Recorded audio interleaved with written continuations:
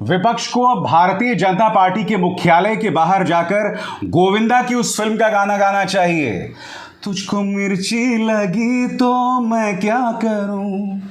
और मिर्ची, जैसे कि मैंने बताया दोस्तों, सिर्फ बीजेपी को नहीं लगी है। गोदी मीडिया ने अब यह प्रचार चलाना शुरू कर दिया है कि अब इस मामले को अदालत में चुनौती दी जाए। और मैं दावे के साथ कह सकता हूं दोस्तों, कुछ दिनों बाद गुजरात हाई कोर्ट में या गुजरात की किसी अदालत में विपक्ष ने जो अपने मोर्चे का नाम दिया है INDIA, इंडिया, इसे गुजरात की किसी अदालत में चुनौती दी जाएगी। और यह मशवरा कोई और नहीं, सरकार का यह पालतू पत्रकार दे रहा है। सुनिए इसने अपने कार्यक्रम में क्या कहा, क्योंकि मिर्ची सिर्फ तिहाड़ रिटर्न इस पत्रकार को नहीं लगी है दोस्तों। आपके स्क्रीन पर यह सुनिए, जिन पार्टियों और नेताओं को अरविंद केजरीवाल भ्रष्टाचार के मुद्दे पर घेरते थे, पानी पी पी कर कोसते थे, आज उनके साथ गले मिलकर लोकतंत्र बचाने की कस्में खा रहे हैं। सब मिले हुए हैं जी। कल एनडीए से भी कई ऐसी तस्वीरें सामने उभर कर आई जिस पर मीडिया को चर्चा करनी चाहिए थी।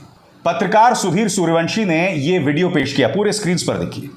यहां पर आप देख सकते हैं प्रफुल्ल पटेल और अजीत पवार प्रधानमंत्री नरेंद्र मोदी से मुलाकात कर रहे हैं, जबकि एकनाथ शिंदे जो इस बैठक में भाग लेने आए थे वो पहले ही चले गए।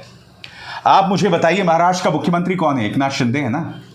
तो फिर प्रधानमंत्री नरेंद्र मोदी, अजीत पवार और प्रफुल्ल पटेल, जिनके भ्रष्टाचार के खिलाफ वो लगातार बोलते थे, उस बारे में मीडिया क्यों नहीं बोल रहा है? उल्टा एक दुष्प्रचार चलाया जा रहा है कि नीतीश कुमार जो है इंडिया नाम से खुश नहीं है। गोदी मीडिया तो बात समझ आती है दोस्तों।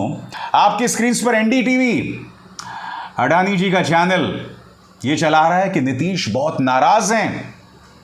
चलिए हाथ कंगन को आरसी क्या कह रहे हैं पार्टी के नेता राजीव रंजन उर्फ ललन सिंह, सुनते हैं दोस्तों। यकीनन नीतीश कुमार को जब यह नाम बताया गया था तो उनकी इनिशियल उस पर आपत्ति थी, मगर बाद में जाकर वो सहमत हो गए जब उन्हें बात समझाई गई।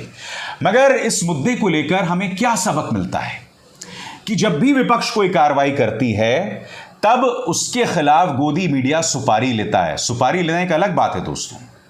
आपने देखा, गोदी मीडिया बाकायदा यह मशवरा दे रहा है कि कोर्ट में केस फाइल होना चाहिए इंडिया नाम को लेकर, और होगा भी, मुझे थोड़ी सी भी शक नहीं है। और परिणाम भी क्या होगा दोस्तों, मुझे कोई भी शक नहीं है।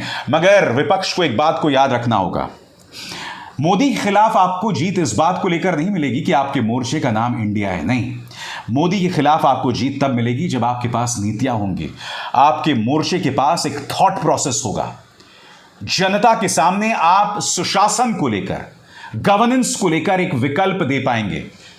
अगर वो विकल्प नाम नहीं है तो आप अपना नाम इंडिया रख लो, आप अपना नाम भगवान राम रख लो, भगवान शिव रख लो, कुछ भी रख लो, कुछ नहीं होने वाला है।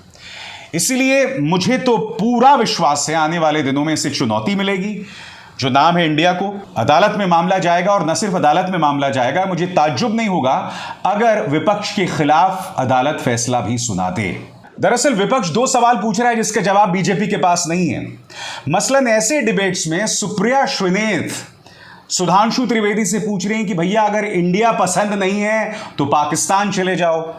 आम आदमी पार्टी और कांग्रेस के जो समर्थक हैं इस वक्त बीजेपी पर लगातार हमला बोल रहे हैं, और इन्हें समझ नहीं आ रहा कि भैया हम कहे क्या। वो कह रहे हैं कि भाई इंडिया नहीं पसंद तो पाकिस्तान चले जाओ। बात यहां नहीं रुकती दोस्तों।